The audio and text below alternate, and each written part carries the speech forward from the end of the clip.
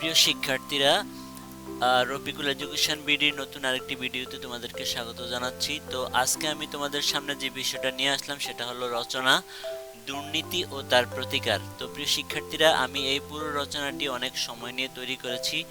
আশা করি তোমরা যদি লিখতে পারো তাহলে তোমরা অবশ্যই 20-এ একটা ভালো মার্কস তোমরা ক্যারি করতে পারবে। কমপক্ষে 18-17 তোমরা অবশ্যই পেয়ে যাবে। তো কথা আর বাড়াচ্ছি না, আমি এখানে 30টার মতো পয়েন্টস দিয়ে রেখেছি। 30টা পয়েন্ট তোমরা যদি লিখতে পারো অবশ্যই তোমরা ভালো মার্কস পাবে। তো তোমাদের প্রতি ছোট্ট একটা অনুরোধ রইল, তোমরা যদি আমার চ্যানেল রফিকুল এডুকেশন বিডিতে নতুন হয়ে থাকো অবশ্যই চ্যানেলটিকে সাবস্ক্রাইব করে রাখবে, আর ভালো লাগলে অবশ্যই লাইক কমেন্টস করবে। তো আমি তোমাদেরকে পুরো রচনাটি বুঝিয়ে দিব। তোমরা যেভাবে বুঝিয়ে দিই সেভাবে যদি মনে রাখতে পারো তাহলে লিখতে পারবে। তো ভূমিকা দিয়ে তোমরা যেটা লিখবে, দুর্নীতি হলো একটি জাতির উন্নতির প্রধান অন্তরায়। অন্তরায় মানে বাধা এবং সামাজিক ব্যাধি। এটি সমাজ এবং রাষ্ট্রের প্রতিটি স্তরকে কুরে কুরে খায় এবং সত্য ও ন্যায়বোধকে ধ্বংস করে দেয়। যে দেশে দুর্নীতির বিস্তার ঘটে সেখানে আইনের শাসন এবং সাধারণ মানুষের মৌলিক অধিকার চরমভাবে লঙ্ঘিত হয়। একটি স্বনির্ভর ও উন্নত জাতি গঠনে দুর্নীতি দূর করা অত্যন্ত জরুরি। কবি সত্যেন্দ্রনাথ দত্তের ভাষায় বলা যায়, কালো আর ধলো বাহিরে কেবল, ভেতরে সবার সমান রাঙ্গা। দুর্নীতি কি? সাধারণ অর্থে নীতিহীন কাজ বা নিজের ক্ষমতার অপব্যবহার করে অন্যায় সুবিধা গ্রহণ করাকে দুর্নীতি বলা হয়।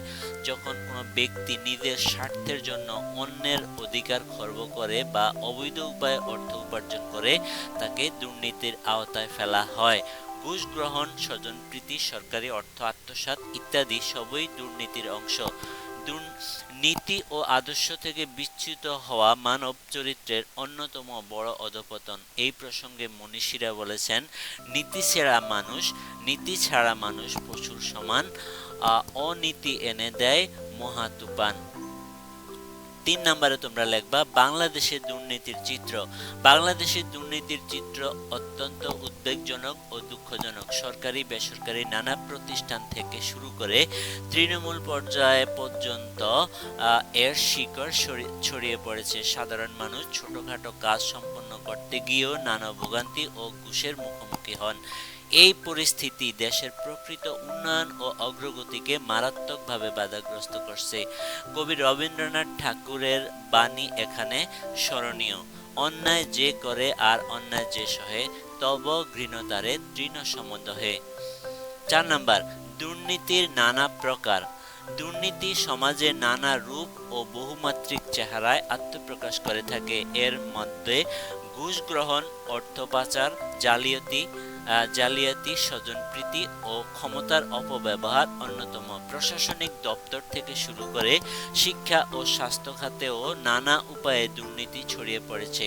এই ভিন্ন ভিন্ন রূপ সমাজকে ভেতর থেকে জরাজীর্ণ ও পঙ্গু করে ফেলছে।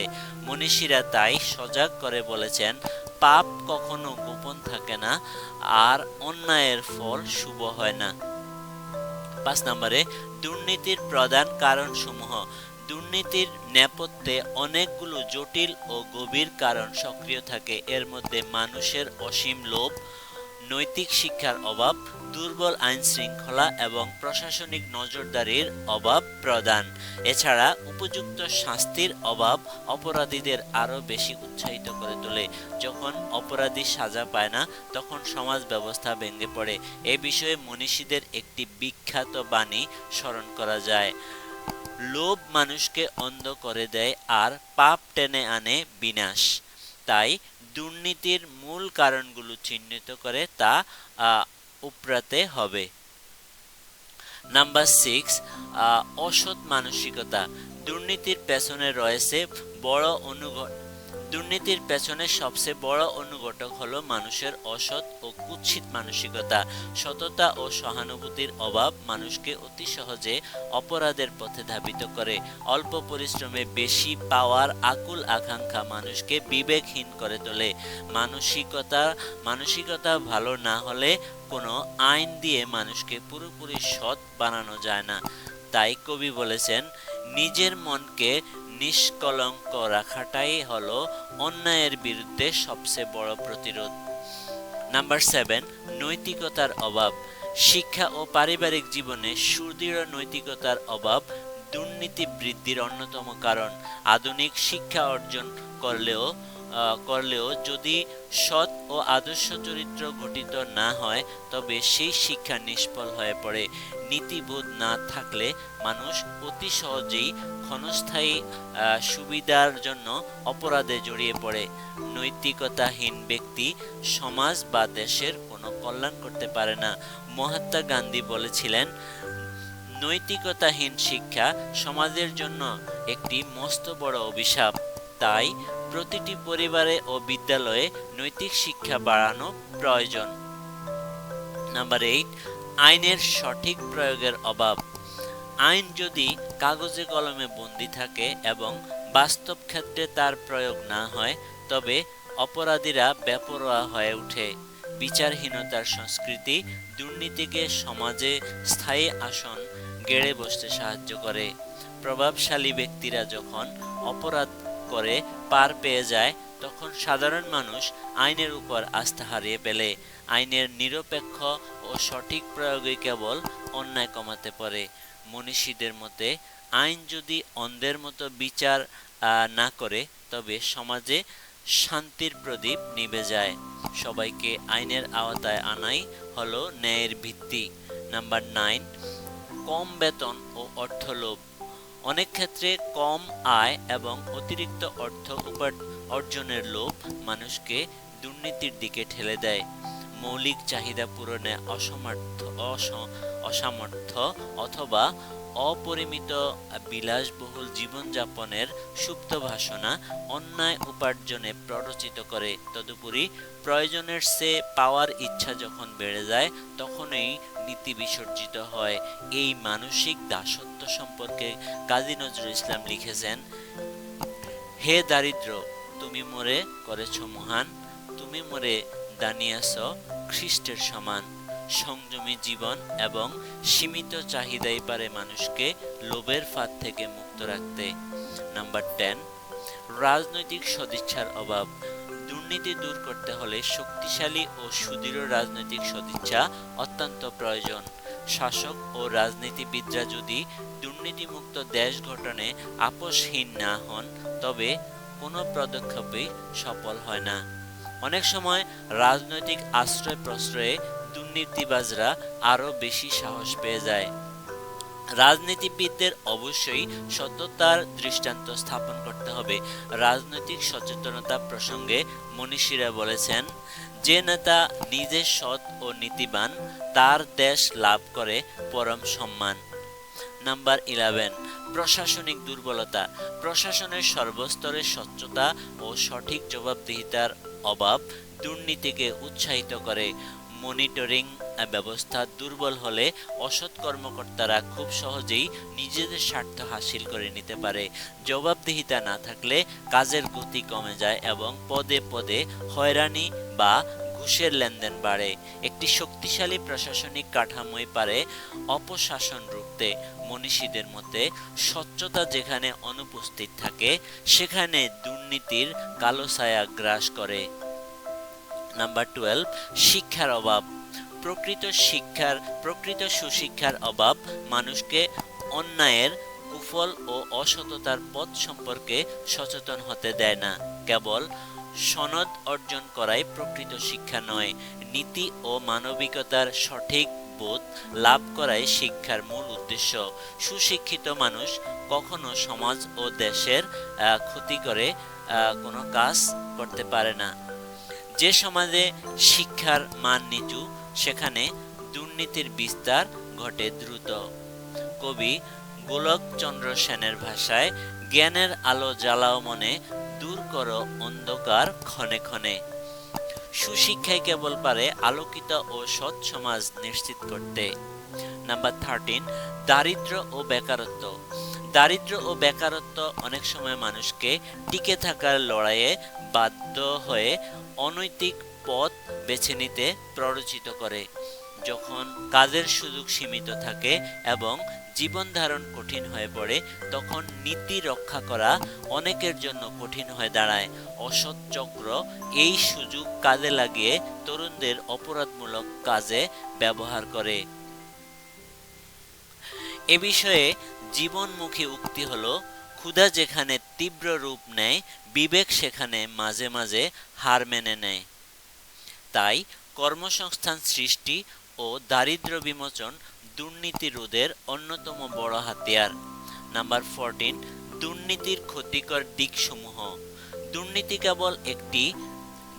কেবল নির্দিষ্ট কোনো ব্যক্তির ক্ষতি করে না, বরং পুরো জাতির মেরুদণ্ড ভেঙে দেয়। এটি দেশের অবকাঠামোগত ও সামাজিক ভিত্তি নষ্ট করে সাধারণ নাগরিককে চূড়ান্ত বিপদে ফেলে দেয়। দুর্নীতির কারণে সম্পদের অসম বন্টন ঘটে এবং ধনী দরিদ্রের ব্যবধান দিন দিন বাড়তে থাকে। এর ক্ষতিকর প্রভাব দীর্ঘমেয়াদে পুরো সমাজকে গ্রাস করে। কবি আহসান হাবীবের ভাষায়, এক ফোঁটা বিষ যেমন দুধ নষ্ট করে, তেমনি একটু দুর্নীতি জাতিকে পঙ্গু করে। দুর্নীতির কুফল থেকে রক্ষা পেতে আমাদের এখনই সচেষ্ট হওয়া উচিত। নাম্বার 15, দেশের অর্থনীতির ক্ষতি। দুর্নীতি দেশের অর্থনীতিকে ভেতর থেকে ফাঁফা ও ধ্বংসস্তূপে পরিণত করে। সরকারি অর্থ আত্মসাৎ ও কর ফাঁকির কারণে জাতীয় রাজস্ব মারাত্মকভাবে ক্ষতিগ্রস্ত হয়, যা উন্নয়নমূলক কাজের গতি থামিয়ে দেয়। এর ফলে মেগা প্রকল্পগুলোর ব্যয় বৃদ্ধি পায় এবং দেশের অর্থ অপচয় হয়। এই অর্থনৈতিক ক্ষতি কাটিয়ে ওঠা সহজ কাজ নয়। মনীষীরা বলেছেন, দুর্নীতি হলো অর্থনীতির জন্য এক মরণবেদী, যা সমৃদ্ধির সব দুয়ার বন্ধ করে দেয়। অর্থনৈতিক স্থায়িত্বের জন্য দুর্নীতি দমন অপরিহার্য।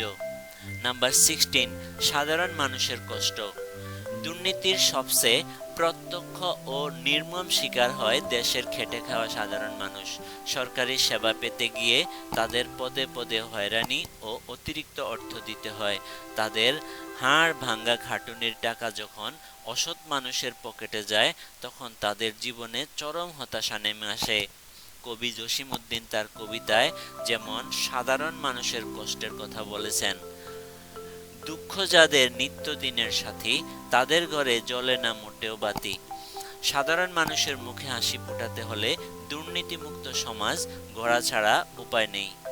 নাম্বার 17, বিচার পাওয়ার সুযোগ নষ্ট। দুর্নীতি বিচার ব্যবস্থাকে কটু ও কালিমা লিপ্ত করে আইনের সঠিক সুবিধা থেকে মানুষকে বঞ্চিত করে। অর্থ ও ক্ষমতার প্রভাবে অপরাধী যখন খালাস পেয়ে যায়, তখন নির্দোষ ব্যক্তি সুবিচার থেকে বঞ্চিত হয়। এতে সাধারণ মানুষের উপর থেকে বিচার ব্যবস্থার উপর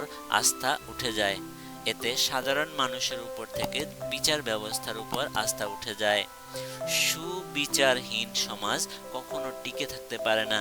মনীষীদের সতর্কবাণী হলো, বিচার যেখানে কেনা বেচা হয়, সে দেশে সত্যের পরাজয় নিশ্চিত হয়। তাই বিচার ব্যবস্থাকে সম্পূর্ণ দুর্নীতিমুক্ত করা জরুরি। নাম্বার 18, যোগ্য মানুষের অবমূল্যায়ন। দুর্নীতি এবং স্বজনপ্রীতির কারণে মেধা ও যোগ্যতার উপযুক্ত মূল্যায়ন সমাজে ঘটে না। চাকরি কিংবা পদোন্নতির ক্ষেত্রে মেধার চেয়ে মামা ভাগ্নে বা অর্থের লেনদেন বেশি প্রাধান্য পায়। এতে যোগ্য ও মেধাবী প্রার্থীরা বঞ্চিত হয় এবং তাদের মনে তীব্র ক্ষোভ ও হতাশার সৃষ্টি হয়। এটি মেধা পাচারের মূল কারণ।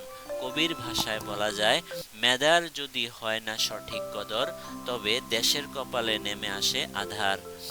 মেধাবীদের মূল্যায়ন না করলে দেশের সার্বিক উন্নয়ন স্থবির হয়ে পড়বে।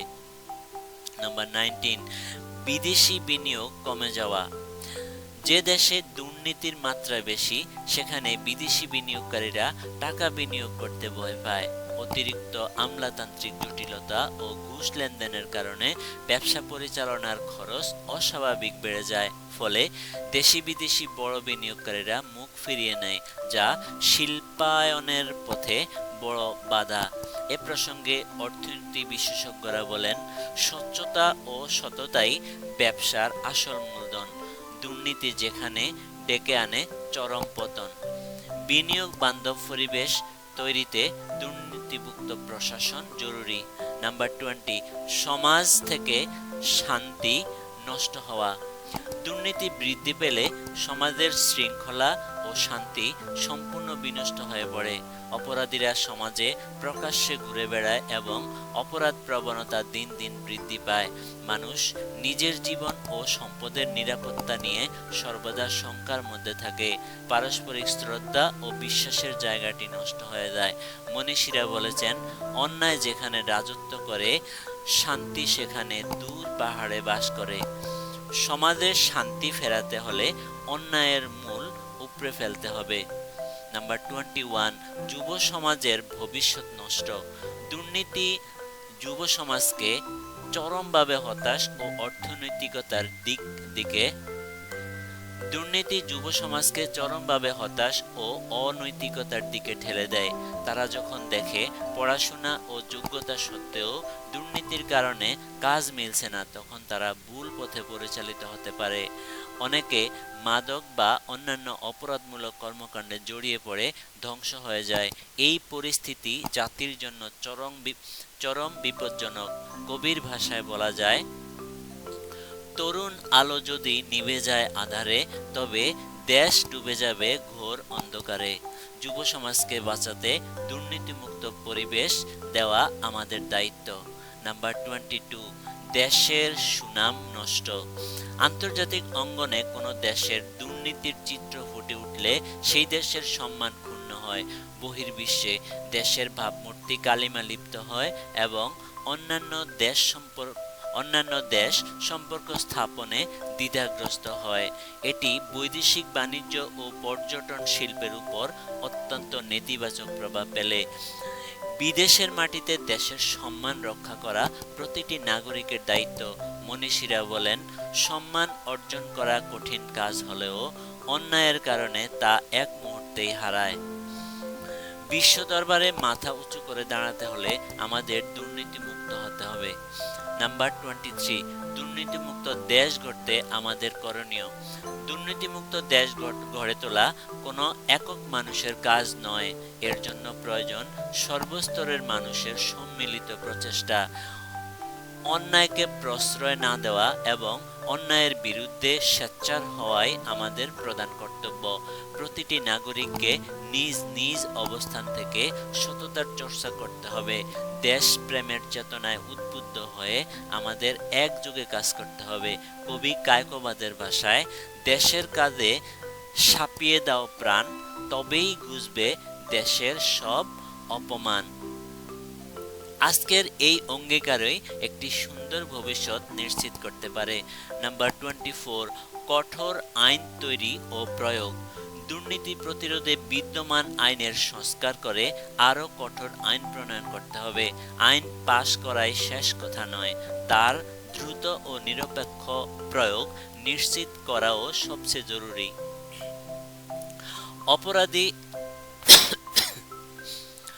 অপরাধী যতই শক্তিশালী হোক না কেন, তাকে আইনের আওতায় এনে দৃষ্টান্তমূলক শাস্তি দিতে হবে। আইন ভঙ্গকারীদের কোনো ছাড় দেওয়া যাবে না। মনীষীরা বলেছেন, দণ্ডবিধি যদি শক্ত না হয় তবে অপরাধী কখনো ভয় পায় না। কঠোর শাসনই অপরাধ কমানোর সহজ পথ। নাম্বার 25, সৎ ও যোগ্য নেতা নির্বাচন। দেশের শাসনভার ও প্রতিনিধিত্বের জন্য সৎ, দেশপ্রেমিক ও যোগ্য ব্যক্তিদের নির্বাচন করা আবশ্যক। সৎ এবং অসৎ এবং লোভী মানুষকে ক্ষমতায় বসালে দুর্নীতি আরো ব্যাপকভাবে বৃদ্ধি পাবে। সাধারণ জনগণকে ভোট দেওয়ার ক্ষেত্রে প্রার্থীর চরিত্র ও সততাকে প্রাধান্য দিতে হবে। সঠিক নেতৃত্বই একটি সমাজকে বদলে দিতে পারে। এ প্রসঙ্গে মনীষীর বাণী হলো, সৎ নেতার পরিচালনায় জাতি পায় গতি, অসৎ নেতায় নেমে আসে চরম দুর্গতি। তাই সচেতনভাবে যোগ্য নেতা বেছে নিতে হবে। নাম্বার 26, সততার শিক্ষা দেওয়া। ছোটবেলা থেকেই শিশু কিশোরদের পারিবারিক এবং প্রাতিষ্ঠানিক শিক্ষায় সততা ও নীতিবোধের শিক্ষা দিতে হবে। সততার সুফল এবং অসততার কুফল সম্পর্কে তাদের সুস্পষ্ট ধারণা দেওয়া প্রয়োজন। সৎ জীবনযাপনের মাধ্যমে যে আত্মতৃপ্তি পাওয়া যায় তা যেন তারা উপলব্ধি করতে পারে। কবি সুকান্ত ভট্টাচার্যের আশাবাদী সুর তুলে বলা যায়, এ শিশুর বাসযোগ্য করে যাব আমি, নবজাতকের কাছে এ আমার দৃঢ় অঙ্গীকার। একটি নীতিবান নতুন প্রজন্মই তৈরি করবে দুর্নীতিমুক্ত ভবিষ্যৎ। নাম্বার 27, ডিজিটাল পদ্ধতির ব্যবহার। প্রশাসনিক ও সরকারি কাজে আধুনিক প্রযুক্তির ব্যবহার বাড়িয়ে দুর্নীতির সব সুযোগ বন্ধ করা সম্ভব। অনলাইন ব্যবস্থা বা ডিজিটাল সেবা চালুর ফলে মানুষের সাথে কর্মচারীদের প্রত্যক্ষ লেনদেন কমে যায়, যা ঘুষের সম্ভাবনা হ্রাস করে, কাজের স্বচ্ছতা বাড়ে এবং প্রতিটি ধাপে কাজের ট্র্যাকিং সম্ভব হয়। প্রযুক্তি ব্যবহারের সুফল সম্পর্কে বিশেষজ্ঞরা বলেন, প্রযুক্তির ব্যবহারে দূর হবে সব কালো, সমাজে আসবে স্বচ্ছতা ও নতুন আলো। ডিজিটাল রূপান্তরই দুর্নীতি দমনের অন্যতম আধুনিক হাতিয়ার। নাম্বার 28, দুর্নীতি দমন কমিশনের শক্তি বাড়ানো। দুর্নীতি দমন কমিশন বা দুদককে পুরোপুরি স্বাধীন, আধুনিক ও প্রভাবমুক্ত কাজ করার সুযোগ দিতে হবে। সংস্থাটিতে দক্ষ, সৎ ও নিরপেক্ষ কর্মকর্তাদের নিয়োগ নিশ্চিত করতে হবে, যেন তারা রাজনৈতিক বা অন্য যে কোনো চাপ মুক্ত হয়ে তদন্ত পরিচালনা করতে পারে। অপরাধীদের শাস্তির মুখোমুখি করতে দুদকের ক্ষমতা বাড়ানো প্রয়োজন। মনীষীদের মতে, রক্ষক যদি স্বাধীন ও সবল হয় তবে ভক্ষকের বিনাশ নিশ্চিত হয়। একটি শক্তিশালী তদন্ত সংস্থায় দুর্নীতিবাজদের মনে ভয় সৃষ্টি করতে পারে। নাম্বার 29, সাধারণ মানুষের সচেতনতা। দুর্নীতির বিরুদ্ধে সামাজিক আন্দোলন গড়ে তুলতে সাধারণ মানুষের সচেতনতার কোনো বিকল্প নেই। মানুষ যখন নিজেদের অধিকার সম্পর্কে জানবে এবং যে কোনো দুর্নীতির বিরুদ্ধে প্রতিরোধ গড়ে তুলবে, তখন অন্যায়কারীরা পিছু হটতে বাধ্য হবে। অন্যায় সহ্য না করে প্রতিবাদ করার মানসিকতা তৈরি করতে হবে। কবি হেলাল হাফিজের বিদ্রোহী সুপ্রসিদ্ধ বাণী, এখন যৌবন যার মিছিলে যাওয়ার তার শ্রেষ্ঠ সময়, এখন যৌবন যার যুদ্ধে যাওয়ার তার শ্রেষ্ঠ সময়। জনগণের একতা এবং প্রতিবাদই পারে দুর্নীতিকে চিরতরে উপড়ে ফেলতে। উপসংহার, দুর্নীতিমুক্ত দেশ গঠন। নাম্বার 13, উপসংহার। দুর্নীতিমুক্ত দেশ গঠন আমাদের জাতীয় অস্তিত্ব ও ভবিষ্যতের জন্য অত্যন্ত জরুরি একটি পদক্ষেপ। কেবল সরকারি উদ্যোগে নয়, প্রতিটি নাগরিকের ব্যক্তিগত সততা ও প্রচেষ্টায় দুর্নীতি উচ্ছেদ করা সম্ভব। আমাদের